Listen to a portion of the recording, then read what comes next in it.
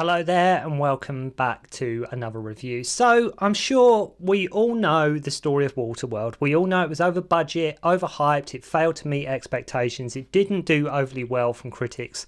So today I'm going to be looking at the film now and see if it holds up and if it really is as bad as some people make it out to be. I first saw this film, I was fortunate enough not to see it at the cinema at the time, but it was one of them movies that was so hyped. Everybody was, this big expensive movie with Kevin Costner was a big deal at the time, and it was so reported all the time, like it was going over budget, and everybody, when a film does go that much over budget, you expect something absolutely amazing, right? You expect something that's just going to take your breath away. Made in 1995 and was the most expensive film ever made at the time, starring Kevin Costner, Jeanne, Tripplehorn and Dennis Hopper, and directed by Kevin Reynolds, who also directed Costner in Prince of Thieves. So I think they were, bearing in mind how successful Prince of Thieves was, I think they were sort of trying to, see what else they could try. I think this is them sort of trying to see if they could, have a big monumental film happening. Of course, Waterworld is basically Mad Max on water. That's all Waterworld is, really. If you've seen Mad Max, you basically sort of seen Waterworld. It's just Mad Max with jet skis is all it really is. This film owes a hell of a lot to the Mad Max franchise. I think one thing you can say about this film is that it was ambitious. I think that is something you cannot take away from the production of this movie. It was ambitious. Steven Spielberg apparently warning both Costner and Reynolds not to film on water due to the amount of difficulties he had filming Jaws. He was like, apparently he did warn them, do not film on water. It's something you want to avoid as much as possible. This film apparently had loads of problems. There was weather, safety concerns, sets being destroyed, you name it. Production, I think, was meant to be around 96 days, but took about, around 150. So again, just over time, over budget, overhyped, all of these things. I think Hawaii even having 35 million added to its economy or something like that to allow for this massive film production. I think Costner was very much there for most days of the production of this movie, as this was like sort of his baby, so to speak. And unfortunately, this film, as well as sort of The Postman, marks sort of the decline in like sort of Costner's career, because up to this point he was pretty much untouchable. See what I did there? You see what I did there? But he was. Kevin Costner was a big deal at the box office. Kevin Costner was a huge star. He got great box office results and everything like that. But this film, and with The Postman as well, I think them two is like a double whammy. Kevin Costner had huge success with Dances with Wolves, and he had huge success with Prince of Thieves and films like Field of Dreams. No Way Out is another one that I liked with Jeanne. But Waterworld and The Postman, unfortunately, sort of marks the beginning of the end. Like I say, he was dominating the box office. The Bodyguard, of course, JFK, The Untouchables. I think when a film has this much hype around it and this much money, the result to the average moviegoer is always going to be a bit underwhelming. Like I mentioned, they always expect something big, something grand. It's got to live up to all this hype that's happened around it. Look no further than like James Cameron's Avatar sequel. Good, but when you think of all the hype and build-up and the money involved, I guess sometimes, like as moviegoers, I think naturally we expect more. Like the latest Indiana Jones movie. Was it worth the wait? Was it worth all the hype? Why did they even bother these kind of things? I will get round to reviewing the Indiana Jones, but again, when there are like I say, my point I'm trying to make is when a film has got that much money thrown at it and they've got, and it's really expected and people, the audience expect really big things. Unfortunately, it doesn't always live up to that. And I think we as a film-going audience do expect more. Am I right in saying I think the director even quit before this film was actually released, as him and Costner sort of butted heads and fell out a lot, I think, on set? Now, make no mistake about this film, it is fantastic to look at. That is one thing you can say about Waterworld. It is very picturesque, the visuals are great, and the visuals, you cannot take that away from this movie. It really does look amazing. The characters and the plot are slightly thin, but in terms of production value, the sets, the way the film looks, and for pure escapism entertainment, it really isn't bad, and definitely not as awful as some would have you believe. The action scenes, while still very good, are few and far between, and only so many times there's only so many times you can watch jet skis going across the ocean. There's only sort of so many times you can watch that. The film does slow down in places in a way sometimes you know, it's best taking all the money and the cost of the film out of it as a whole and looking at it in a way sort of like a B movie. If you take all the money out of it, all the production, and just forget for a moment this was like the most expensive film ever made at the time, and just in a way sometimes look at it like a B movie. I mean, you know, it's silly and parts of it are absurd. And as I mentioned, a lot of one-dimensional characters. I can only describe it as sort of an like extravagant, lush-looking movie with a simple plot sort of woven in alongside it.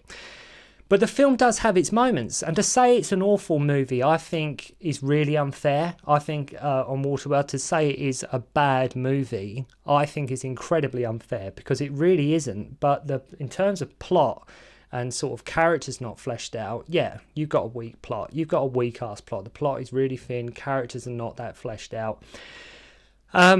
Such with films at the time, we got video games, we got comics on Waterworld, we even got the live-action show at Universal Studios. Anyone else remember The Simpsons, when Milhouse plays the Waterworld game and just walks forward one step? I think it was the X-Files episode, wasn't it, if I believe, with Mulder and Scully. Didn't somebody as well do like a full game edition of the Waterworld game on The Simpsons? I did read or I've heard about that. But anyway, Waterworld.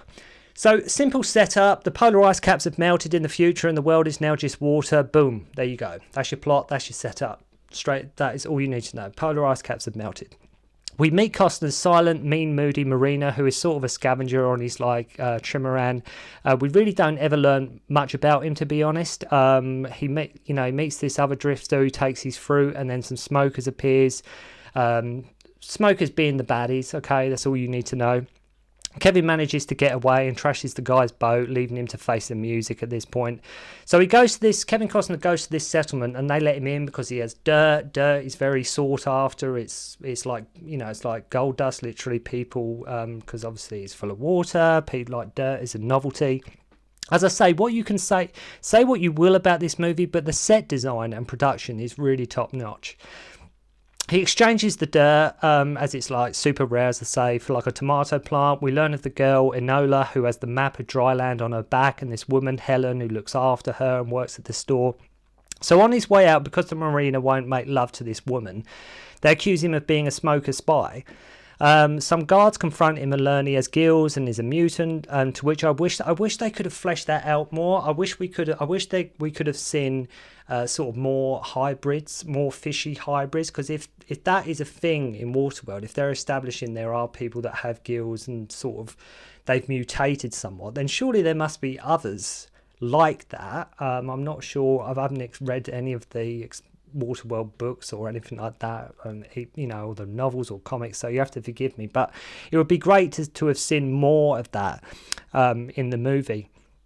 Would have been great to have, like I say, more hybrid characters making an appearance. The marina gets caged up and just they're about to kill him. Smokers are on their way who have like their own ramp, like these ramp ships that they use to jump over the city walls. You will be seeing a lot of jet skis in the movie. I cannot stress that enough. You'll be sick to death. You'll be sick to your high teeth of jet skis by the end of this movie. So after the place is getting raided, Helen is like, you get us out of here and I will let you out of the cage. See, the smokers, they want the girl for the map that's on her back, right? There's this girl at this settlement. She's got this map that's on her back. They just happen to come and find her at the exact moment when Kevin Costner's marina's there. Helen, the mum, is like, right, get us out of here and, I'll set you free. So you can see where it's going. As I say, in terms of plot, it's somewhat predictable. Now, what you will notice, though, is just how damn athletic Kevin Costner is in this movie. He's using wires, ropes, jumping on sails, running everywhere, and really must have been a physically demanding role. And you can tell it, for the bulk of it, it really is actually him doing it. And like I say, when it is his baby, it really is him throwing himself in here. Sort of like a Tom Cruise, doing your own stunts thing before Tom Cruise sort of made it a thing. But even though Jackie Chan was sort of doing it, years and years before. But anyway, so with all the commotion, they manage to escape on this trimaran and miraculously don't get shot and sort of able to manoeuvre one of Dennis Hopper's gunner ships so it fires on him. Why this guy keeps on firing, I have no idea. Dennis Hopper plays the Deacon, by the way. And remember, at this time, Dennis Hopper was like the main villain draw for movies in the 90s when you talk like Super Mario Brothers, Speed. Dennis Hopper, there was like the trilogy of Dennis Hopper, villain vehicles that he was in. So as we don't know that much about the Marina and we need to grow to like him, the first thing he wants to do is kill the child. So, that's one way to get the audience on board with Kevin Costner's character, right? Okay. So the first thing, he's silent enough anyway, so you don't know that much about him. And when he's like, one of the first ideas he has is, let's kill the child. Helen drops her clothes and offers her body, and he isn't interested, and then he smashes her over the head with an oar. Okay, again, just warming to the guy. As I say, with the super blue sky and the ocean, it's a very beautiful movie. Deacon wants his men to use all their juice in finding the girl. See, at this point, I was asking how and where did Enola get the tattoo, right? That is explained, but that was all that was on my mind when I was watching this movie. It does sort of get explained later on. They do try and flesh the Marina out a bit, like giving him OCD as he doesn't want Enola drawing on his boat. She says to him, you wouldn't be so ugly if you cut your hair, and just throws her overboard at one point. He did just save them, and it's his boat, so they're sort of criticising him. Whilst being attacked by smokers, Helen shoots the plane with the Marina's harpoon gun, which annoys him even more as his boat gets sort of trashed. The next shot we see, he has cut sort of both of their hair, which I guess is the film's injection of sort of comedy. And it does have its moments. It's got that sort of Prince of Thieves sort of tone running through it, where there is a story. It is a bit cheesy and predictable, but at the same time they do try and inject moments of comedy, not laugh out loud funny, but moments that aid the film into being a bit more light-hearted. Hopper doesn't get much screen time for the first hour or so, which is a shame because he's probably the best thing in it, and it does slow down with these three on a boat. That's unfortunate because if you've watched sort of 5 minutes of them on Kevin Costner's boat, that you've basically seen sort of the first hour of the movie. That's all that really. That's when it does slow down. They meet this crazy Irish drifter at one point who gives him a piece of paper so he can sleep with Helen. Suddenly the Marina changes his mind and saves her and kills the guy. Then he manages to kill this large sort of CGI mutant shark so they can eat. It sort of becomes a road movie at this stage. Just no roads, only water.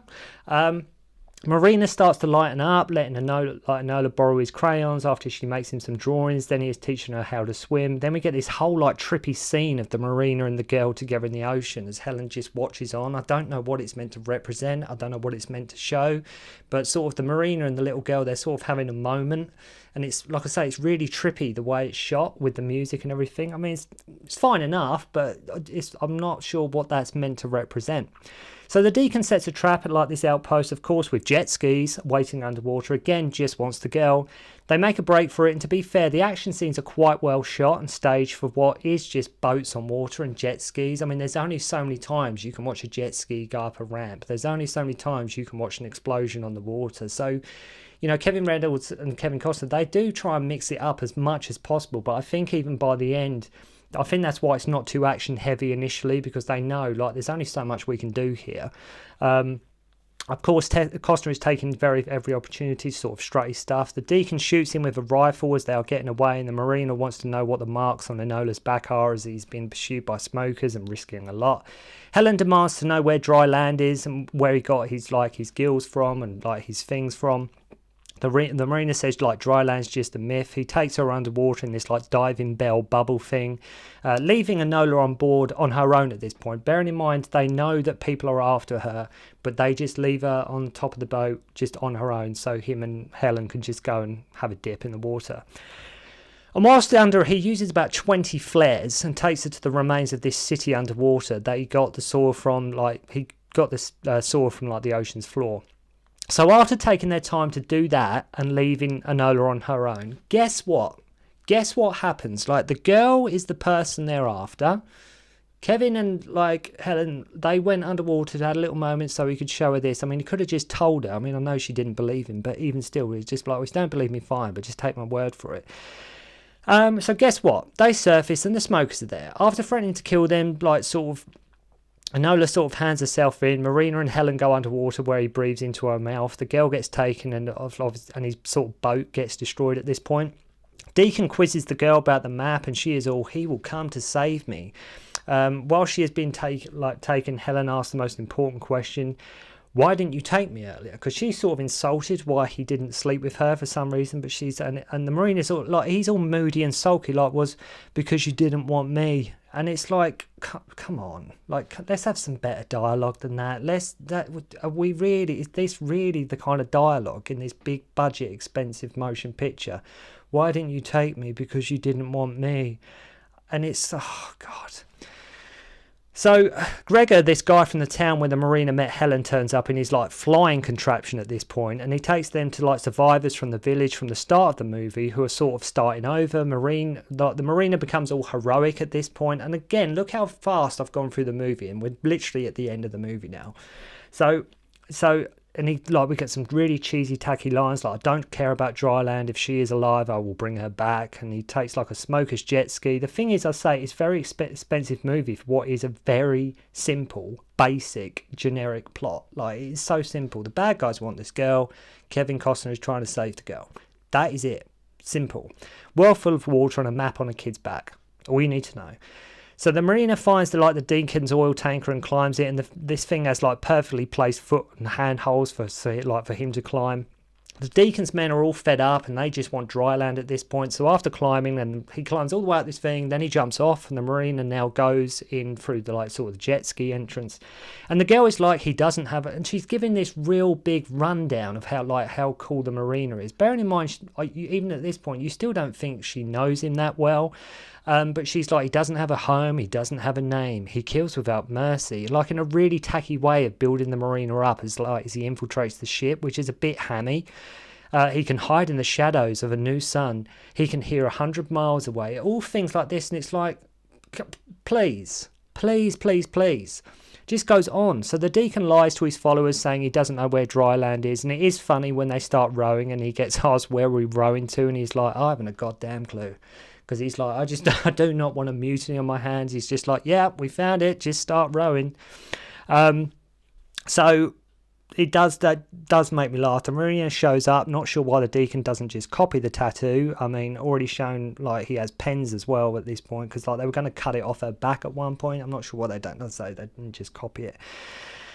As I say, they talk about cutting it off back, a bit barbaric. So the Marina drops a torch into the engine room, saying the girl is his friend. Deacon goes to take off in a plane after a big shootout, to which the Marina uses like a big grapple hook to bring down the plane. And what gets me is all looking for dry land, right? So why not just work together? You know, I know that takes away from the whole film's trying to do. But if we're all, as a human society, like as a group of people, if we're all after the same thing, why don't we just work together? You want to find dry land, I want dry land. So let's combine our efforts, you know? No idea why. Not like it's not like there's a hidden treasure here or anything like that. So Gregor picks them up, ship explodes, Enola falls in the water, and the Marina bungee jumps to pick her up. The Deacon gets killed by driving his jet ski into two others. Don't ask. So they fly on like Gregor's machine. And what about the other survivors at this point? Gregor found these other survivors from the sort of the camp where they were initially, but they've sort of all disappeared. The CGI in this part of the movie is not great. Gregor somehow can read the map and takes them to dry land. You would think other people would be there or sort of would have discovered it by accident, just by chance, but not so. We learn that it was sort of Enola's parents who gave her the tattoo, and then she just they pushed her out to sea, and it's the top of Mount Everest, by the way, is where the dry land is. Marina says he has to go now and leaves the land. And it's funny how only Gregor could decipher the map as well. And I think it's a bit anticlimactic at the end. I think it was a bit, oh, okay, they found dry land. But as I say, I'm going to sort of wrap it up there because there's not really a hell of a lot more to say about Waterworld. But I always think if you view Waterworld as a B movie, I know it's an old film now, but forget about how much money it costs and just watch it just as almost like it was a made for TV movie. There's a hell of a lot more to be enjoyed here. I don't think it deserves all the flack that it gets. There's still a lot to be enjoyed, but as I say, the plot is really wafer thin. Unfortunately, Dennis Hopper doesn't get much time to shine. The Marina, by and large, is quite unlikable, only for the sole fact you don't ever get to know the guy. But if you haven't watched it for a while, go and check out Waterworld. Give it another watch and let me know what you think, and if you reckon it's still as bad as you remember it. So thank you very much indeed for watching. Sorry for the rush review, and I'll see you soon. Don't concentrate on the finger or you will miss all that heavenly glory.